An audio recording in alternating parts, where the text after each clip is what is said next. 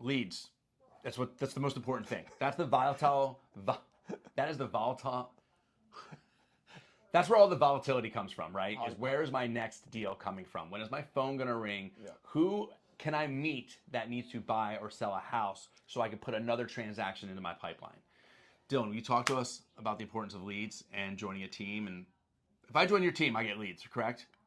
You got to do a little bit of work in order to qualify. You got to get trained, and we got to make sure you're prepared. If I'm not a ding dong, yeah, and I do what I follow the playbook, I go through the training, I go through the onboarding, and you prove that you have the skills to turn those leads into business. Because if not, you tell me my leads are bad, and then you quit and you fail, and I let you fail because I didn't provide you with the tools in order to turn those leads into business. So that's the first thing, right? Is training and support to get you productive and converting those leads. But this is a concept, and maybe I gotta patent this. But I've been thinking about this, and I like the X and Y axis, right? When you see a growth curve and you see all this stuff. And the thing about leads that I think a concept that agents have a really hard time wrapping their head around, which points them in the wrong direction, is you got to think about leads. There's two aspects when you think about a lead.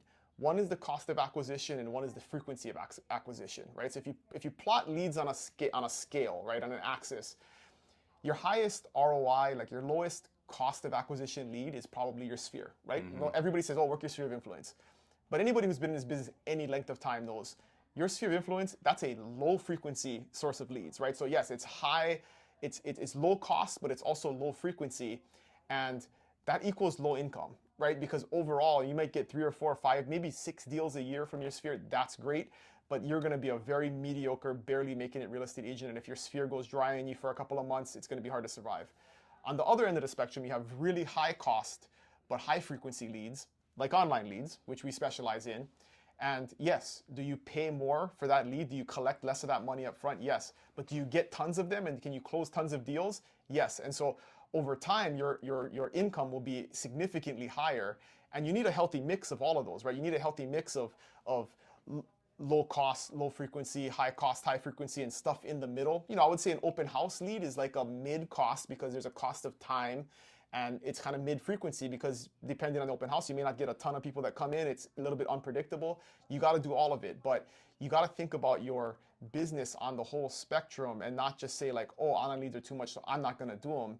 And then you go broke because you don't have enough low cost, high frequency leads. And so I think if you think about that and you really go through a mental exercise and like you draw this stuff out on a board and you look at, okay, what are my lead sources? Where can I get my business from? If I had to pick one, it would be a high cost, high frequency lead source. Like I would just give up all my sphere business completely, and I would focus completely on high frequency that I can count on 20 leads a month, 40 leads a month, that I'm going to close 2 or 3 of them a month.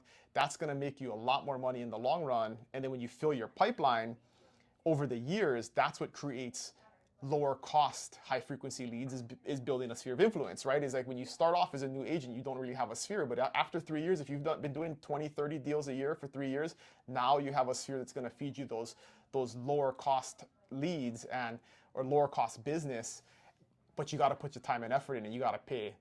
The cost of doing business is going to be high in the beginning, and that's okay. We got to accept that, I think, and a lot of agents have a hard time wrapping their head around that. Does it make sense? I mean, yeah, that was sick, dude. Yeah. That was awesome. I know it's kind of like if I drew a picture, it'd be better to understand. But I've been like really, trying to wrap my head around how to articulate this well. So I think that was really good, dude. We can edit again. Yeah. That was fucking sick. You explained that really well. So